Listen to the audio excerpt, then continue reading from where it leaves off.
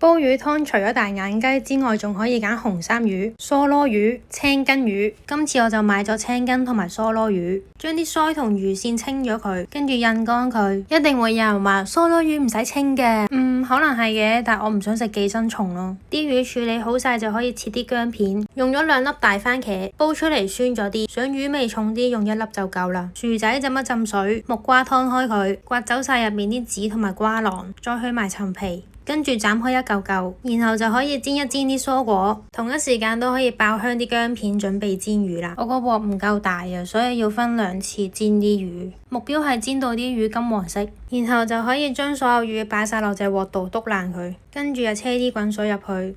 煎魚嗰陣可能會黐底，記住揾個鏟鏟翻啲精華出嚟，大火滾佢15分鐘，睇下幾白雪雪。準備隔渣嗰陣先發現自己買錯咗魚袋 size， 唯有用呢個隔油壺，但係意外發現幾好用，安全起見最尾都用個迷你魚袋隔一隔。之後就將啲蔬果擺晒入去，番茄煎完陳皮一夾就甩噶啦。咁又係啦，煎蔬果嗰個 pan 上面都有啲精華嘅，又係鏟翻佢出嚟，倒埋入去，用中火滾9個字。9個字之後已經見到好靚仔噶，加埋啲豆腐煮多3個字，最後加啲鹽就飲得啦。記住中途唔夠水嘅話要加熱水哦。下次見，拜拜。